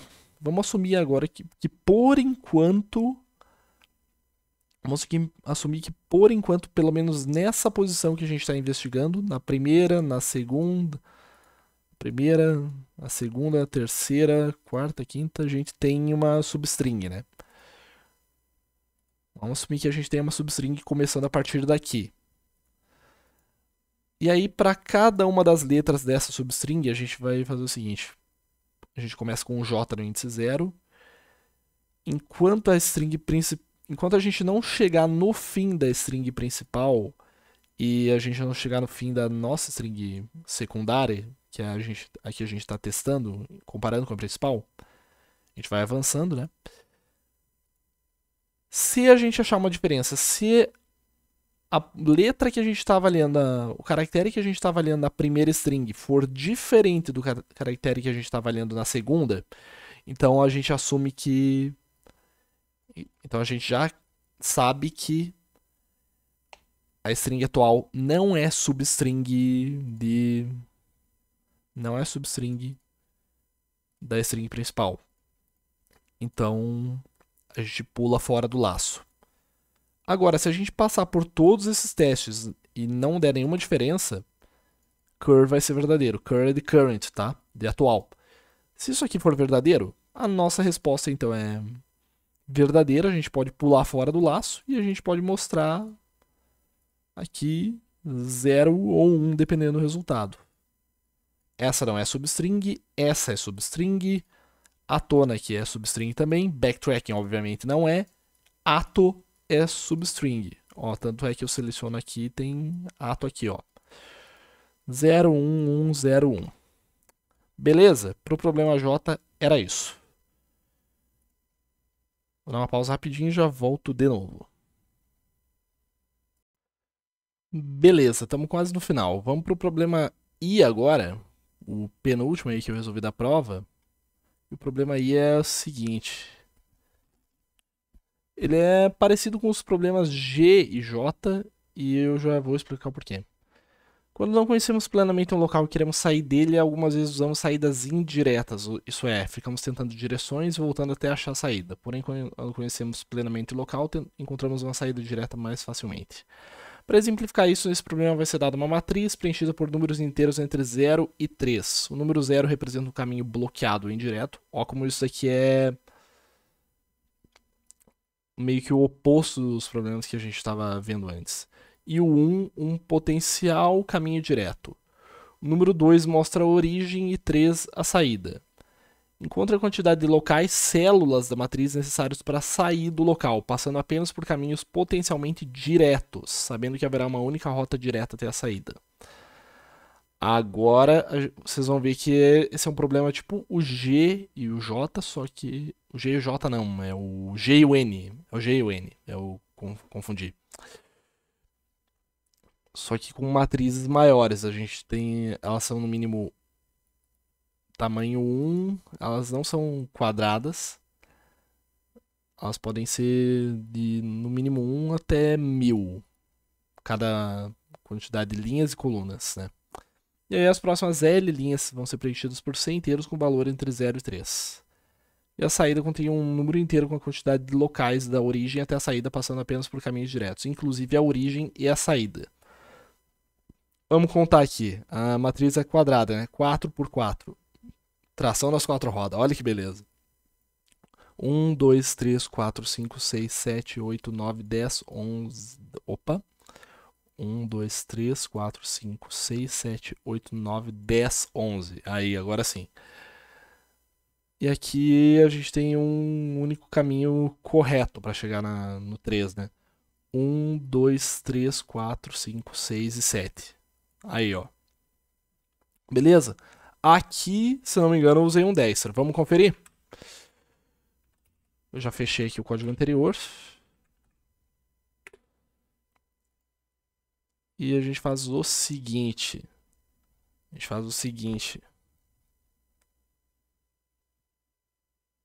O que a gente faz é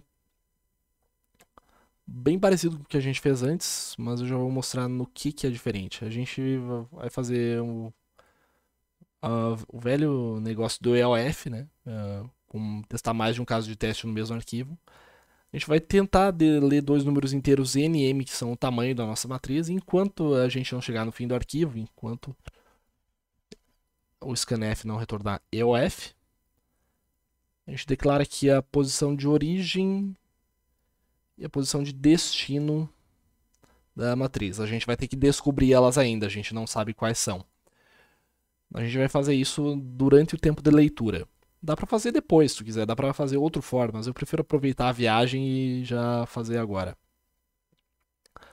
A gente lê a matriz aqui normalmente, for i igual a 0, i menor que n, i mais mais, for j igual a 0, j menor que m, j mais mais. Aquela leitura que eu já tô careca, eu já tô cansado de explicar pra vocês, né? Se a posição, se a matriz na posição ij for igual a 2, então quer dizer que a gente achou a nossa origem, SI recebe I, SJ recebe J. Se for igual a 3, TI recebe I, TJ recebe J. Achamos nosso destino. E aí a gente faz um Dijkstra a partir de SI e SJ. Porque, Léo, por que não passou TI e TJ? Poderia passar, mas eu acho desnecessário porque o Dijkstra ele gera uma matriz ou gera uma lista aí de distâncias de um vértice a todos os outros do grafo, né? E aí a gente só imprime a distância até o vértice TI e TJ. Como que a gente faz isso? Ó, agora eu estou usando aquilo que eu falei antes. Agora eu estou usando o 3F, 3F, 3F, 3F para gerar um número infinito. Como eu falei, isso aqui é pouco mais que... Ó, até o VS Code mostra pra gente, né? Isso aqui é 1.061.061 quer dizer, 1.061.109.567. Agora, aqui vem o pulo do gato para tu usar a priority queue que eu falei antes. Fila de prioridade. A gente tem um par de inteiros para inteiros, que são as nossas posições da matriz, né? I e J, né? A gente chama de I, dois ints, né? E a gente tem um par de inteiros com I, inteiro com I, que aqui é a distância até essa posição, e aqui é o vértice em si. A gente chama de III. Linhas e colunas da matriz. A matriz em si, a matriz de distâncias. O mesmo truque que eu já expliquei para vocês nos problemas anteriores, os G e o J, G e N, de novo estou confundindo. O mesmo truque que eu expliquei já de validar a posição na matriz, para tu não tomar um runtime error na fuça, não tentar acessar um endereço de memória inválido. E aí a gente tem um procedimento, a gente tem uma função aqui sem retorno, a gente tem um void Dijkstra, né, que recebe como argumento aqui as posições iniciais SI e SJ. Aí vem aquele pulo do gato que eu falei com o main set, né? A gente inicializa a matriz de distâncias. Ó, a diferença do Dijkstra para BFS, para busca em largura, e para DFS, a busca em profundidade. A gente não só marca como não visitados, a gente usa uma matriz de distância que para inicialmente, como a gente não sabe a distância até todos os outros vértices, a gente assume que a distância até todos eles é infinito, ou seja, não tem como acessar. A distância, normalmente num Dijkstra tu pode iniciar a distância até o próprio vértice com 0, mas aqui como a gente está querendo contar o próprio vértice como parte do caminho, então a gente inicializa com 1. Mas normalmente é 0. A gente inicializa a nossa fila de prioridade Q aqui. E a gente insere o seguinte, a gente insere o vértice SI e SJ com a distância dele, que é 1. Poderia colocar esse valor aqui no lugar de 1, mas dá na mesma. E enquanto a nossa fila não estiver vazia, a gente faz o seguinte, a gente não precisa da distância aqui quando for tirar o vértice da fila. A gente só precisa dela para ela servir como parâmetro de ordenação na fila de prioridade, que é para fazer os vértices mais perto virem primeiro, para fazer eles pularem a fila.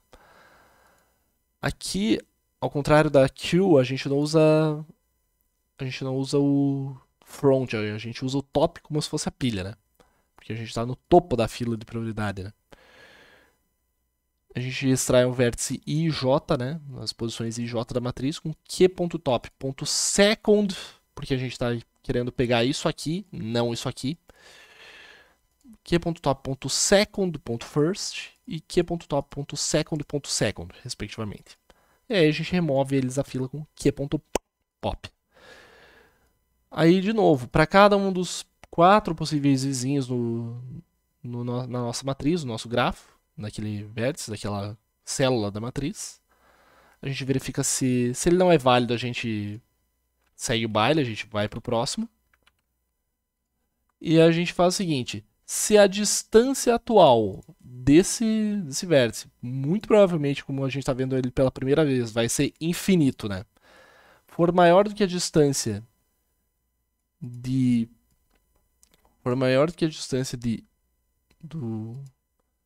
se a distância do vizinho for maior que a distância do vértice atual que a gente está vendo, mais 1, e a posição que a gente está vendo na matriz não for um zero, ou seja, não for um caminho direto, for um caminho direto, dessa vez a gente quer passar pelos não zeros, a gente quer passar pelo 2, 1 até chegar ao 3. Se isso aqui for diferente de zero, aí então a gente seta a distância de I2J2 como a distância de J mais 1. E aí a gente insere I2J2 na nossa fila de prioridade, primeiro com a distância dele, para os vértices mais próximos chegarem primeiro na frente da fila, e o vértice em si, I2J2. E com isso, terminado o Dijkstra, quando ele tiver feito isso para todos os vértices, a gente vai chegar no resultado que vai ser a distância da origem, ou a quantidade de vértices da origem até o vértice final. Talvez não fosse necessário fazer isso com Dijkstra, talvez uma BFS resolvesse, talvez eu tenha dado um tiro de bazuca para matar uma mosca, talvez. Mas passou e não me arrependo, é isso que importa. Beleza, vamos lá pro último problema do contest, que na verdade é o primeiro que aparece no caderno de prova, mas foi o último que eu resolvi porque, como vocês podem ver aqui no placar, é o que menos foi resolvido. Só... Olha o nome desse time, né? Coda Fofo em Porta Errada com Pila Fraca.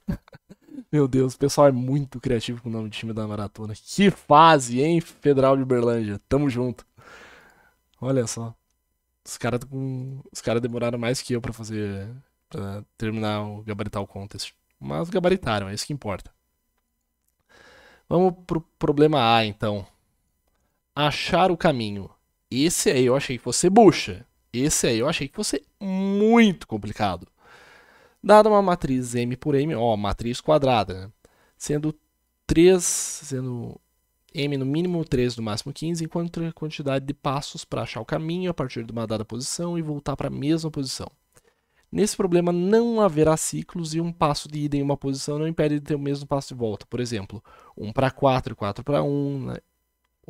Outro 4 para 1 na sequência. 1 a 2, 1 até 4, 4 até 7, 7 até 8, 4 até 1 e 4 até 3. Ele quer a quantidade de passos para achar o caminho a partir de uma dada posição e voltar para a mesma posição. Ele quer fazer um caminho aqui e saber quantos passos ele vai dar. Ele vai assumir que de uma posição até outra tu dá um passo, né? E vamos ver quanto que a gente vai precisar nesse caso de teste. Ele está exemplificado aqui na entrada. A gente começa no 1, né? 1, 2, 3, 4, 5, 6, 7, 8, 9, 10. Opa, tem alguma coisa aqui que eu contei errado. Eu acho que não é por aí. Não, não, não. Foi nisso que eu me embatatei, né? 1, 2, 3, 4, 5, 6, 7, 8, 9, 10. Agora deu certo.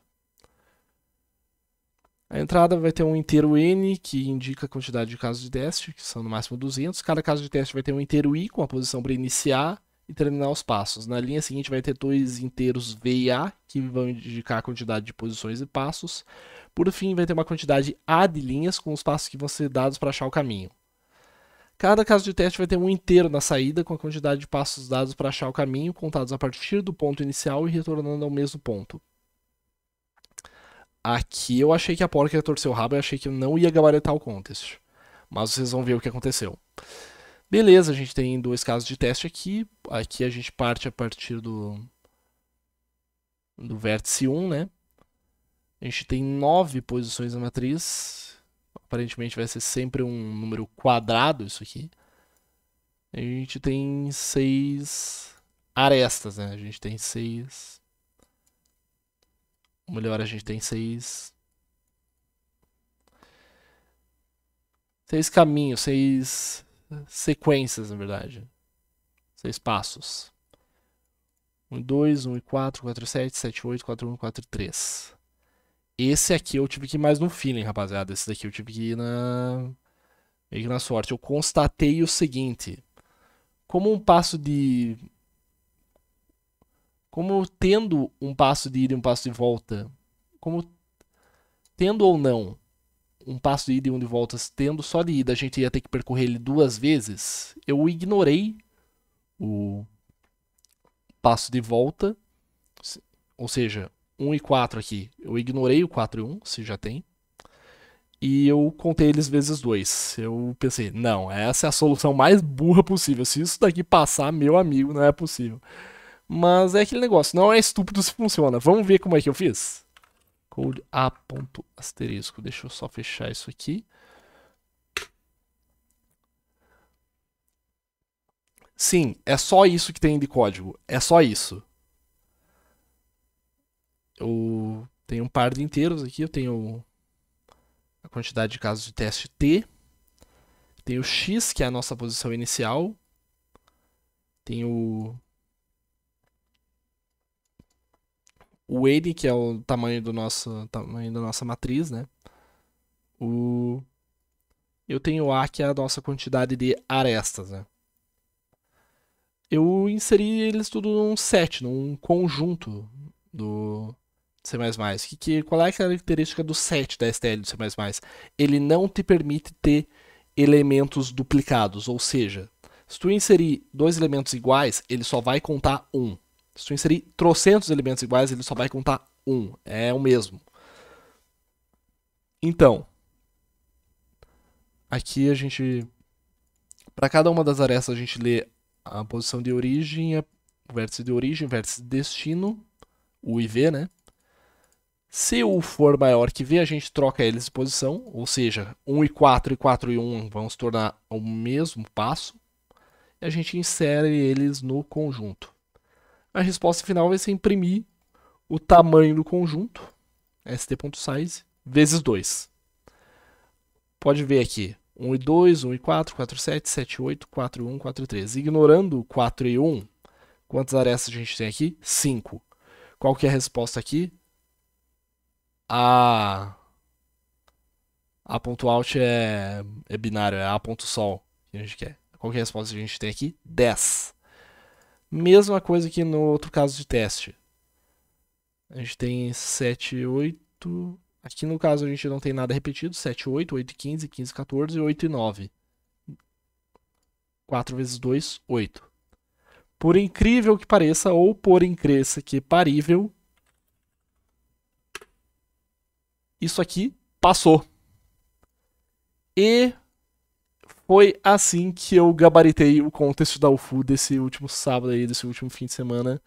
Que foi aí dia 22, que rolou entre os dias 22 e 23 até amanhã do dia 24 de abril de 2023. Gente, muito obrigado a cada um de vocês que assistiu esse vídeo. Espero que tenham gostado. Se tiverem alguma dúvida, algum comentário, alguma sugestão, deixa aí. Não se esqueçam de deixar o like, se inscrever aí no canal, cutucar o sininho para receber as novas notificações. Eu vou ficando por aqui. Valeus, falous e até a próxima. Fui!